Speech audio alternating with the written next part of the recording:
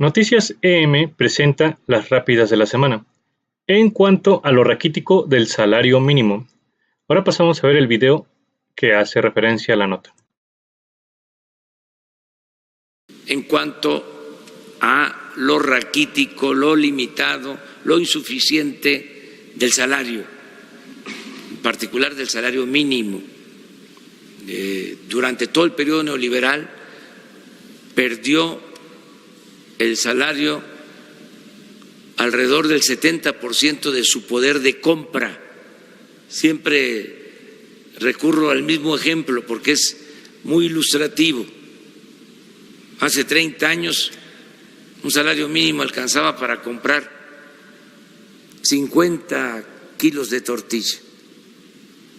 Y ahora, a pesar del aumento del 16%, alcanza para comprar 6 kilos de tortilla. Esto demuestra cómo el salario perdió poder de compra. Así fue la política neoliberal. De ese tamaño, de esa dimensión, fue el empobrecimiento de la gente.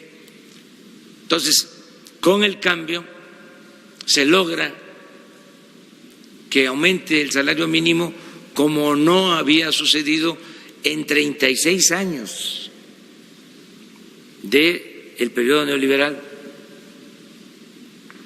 Un hecho histórico. Por eso hablo de cambio de régimen, no de cambio de gobierno. Por eso hablo de la etapa post-neoliberal.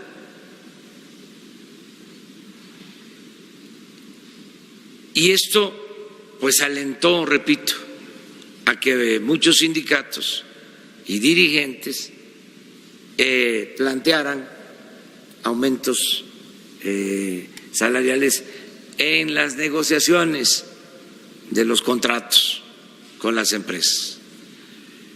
El llamado que hice y sigo haciendo es de que no se puede recuperar lo perdido de la noche a la mañana.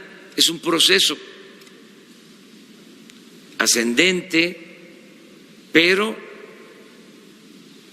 tiene que ser poco a poco, porque tenemos que cuidar a las empresas. No se puede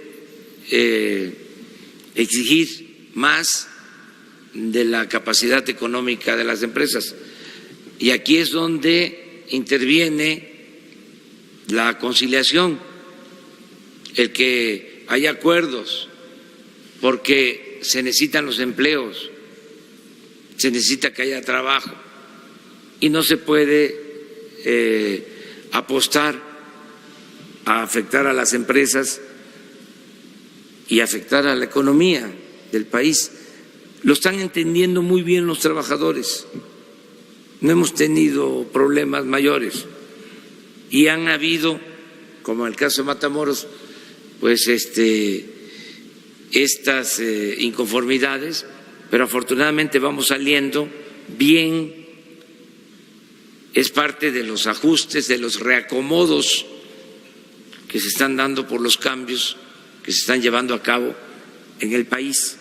Entonces sí exhorto a los trabajadores, a sus representantes, que pues exijan mejores salarios, pero que al mismo tiempo también se valore de que es importante mantener a las empresas. Y vamos bastante bien, no hay conflictos, no hay inestabilidad en lo laboral, solo esto de Matamoros que ya se está arreglando, va hacia la normalidad y se está haciendo sin el uso de la fuerza, más convenciendo, persuadiendo que utilizando la fuerza. Por otra parte, me gustaría preguntar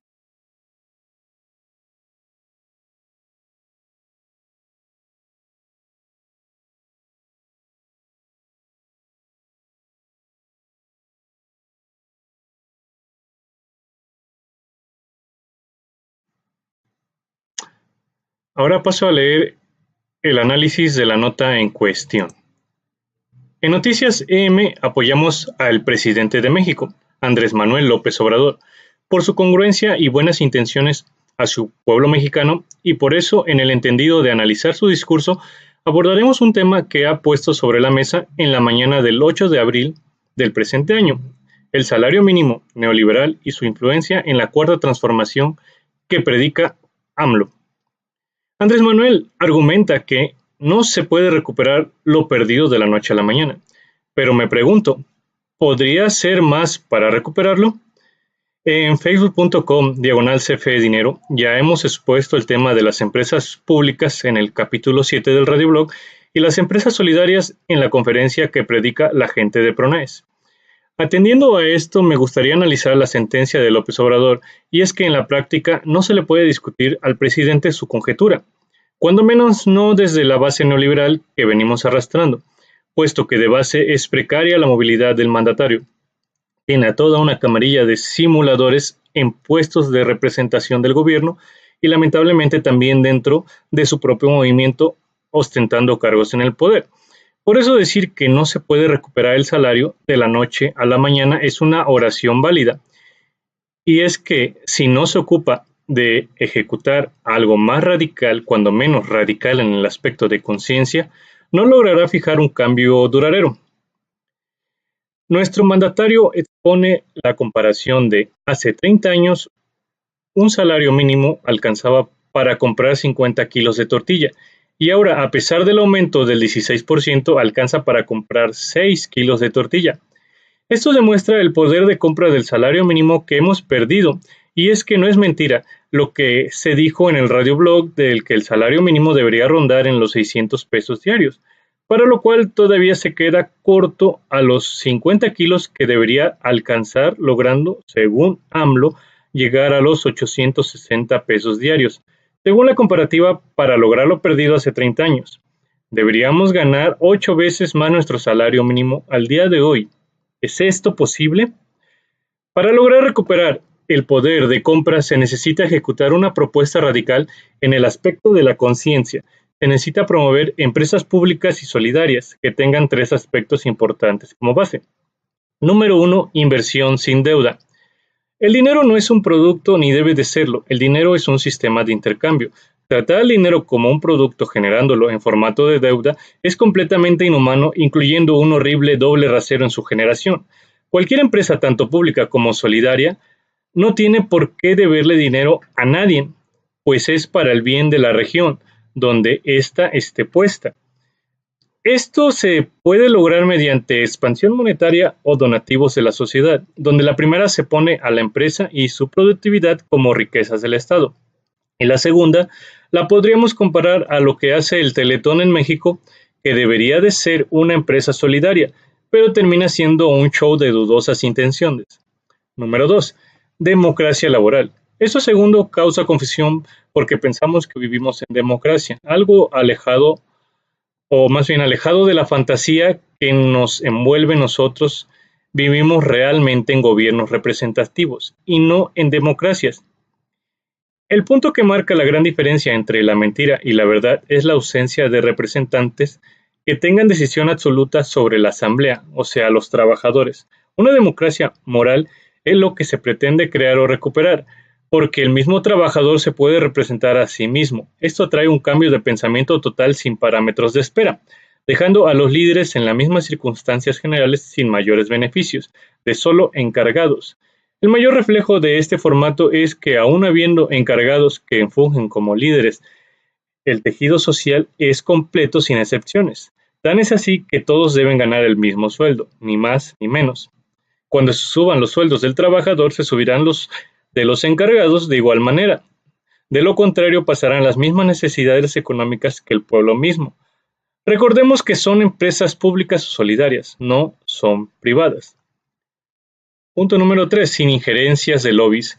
El último factor importante en una empresa pública solidaria es el de beneficiar al pueblo que usa el producto de estas mismas. Es incompatible que una empresa pública o solidaria genere ganancias para sí misma, porque es pública, Como también es incompatible que el personal que labore en ellas sean permanentes. Todos sin excepción tienen que tener ciclos limitados de existencia en la empresa para no generar sindicatos, que es una forma de lobby ingiriendo en la empresa para su propio beneficio, dando paso al servicio laboral, donde lo último que se pretende crear es competencia y competitividad. Todo dentro de la empresa debe existir en cooperación y patriotismo. Ese patriotismo que confundimos con los símbolos patrios, cuando la patria solo es real cuando aparece en forma de hábitos del día a día sin excepciones. En una democracia no existe grupo de oposición como tal. En una democracia todos deciden como colectivo los acontecimientos venideros mediante la revisión de la suma de las partes o en su defecto experimentando con prueba y error de pruebas de propuestas aventuradas, haciendo ley lo que la asamblea dicta.